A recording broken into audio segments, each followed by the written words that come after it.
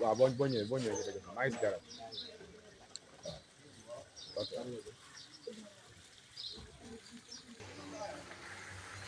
tur bi sëñ bi. asalaamaaleykum maa ngi tudd Alpha Koli. tur bi sëñ bi. maa ngi tudd Alpha dëkk Cité Soprim fii depuis quelques années. Alpha nan. maa ngi tudd Alpha Koli ah.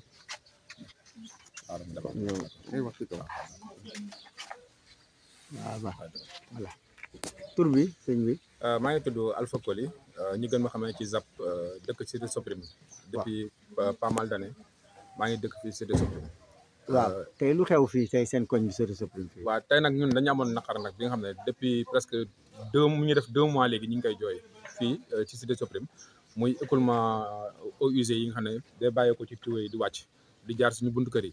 fu mu nekk nii njàqare nañu am ndax suñu njaboot yëpp dañ leen naa génne fii sax yóbbu leen ci yeneen kër pour ñu dem nekk fa ndax dañu yor ay xale yor ay mag fu mu nekk nii ni nga gisee ndox bi nii kenn mënu fay jaar boobu ba léegi ñu ngi bëgg a dee ak xet gu bon.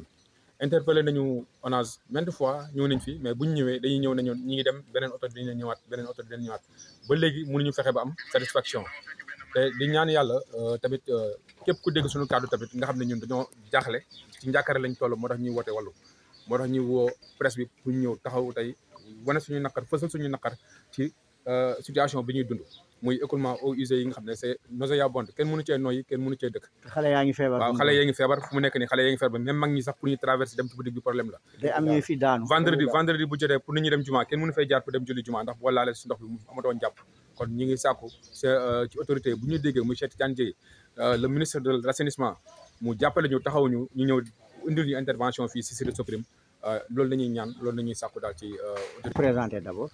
Bon, moi je m'appelle Mamadou Hadi Diallo, habitant de la Cité Soprim. Alors, quel est votre problème? Bon, en fait, notre problème, c'est un problème qui ça commence à perdurer depuis bientôt 2 mois. Nous sommes face à des eaux usées qui coulent venant des égouts de la LONASE. Nous avons interpellé les autorités pour qu'ils puissent vraiment nous aider à ce que les eaux usées puissent être évacuées. Mais jusqu'à présent, la situation continue à perdurer. La situation a fait que nos enfants, on les a délogés pour amener dans d'autres familles pour qu'ils puissent être à l'aise. Parce que nous ne pouvons pas être à l'aise dans nos chambres.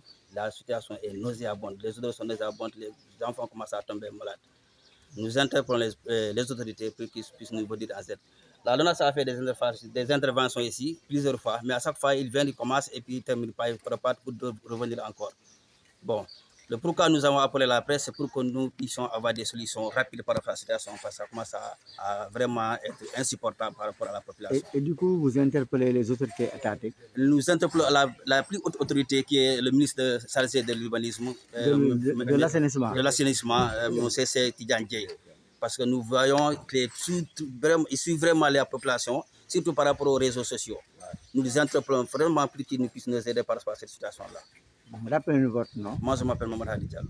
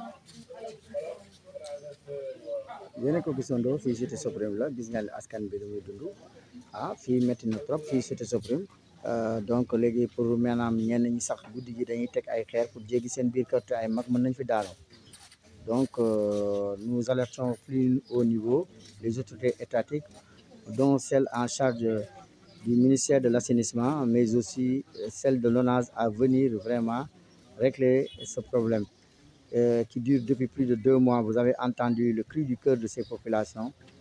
Merci de venir en aide aux habitants de la cité Soprim sur ces eaux usées stagnantes qui dégueulent depuis plusieurs mois, je dirais, parce que ça fait plus de presque 2 mois que cela dure.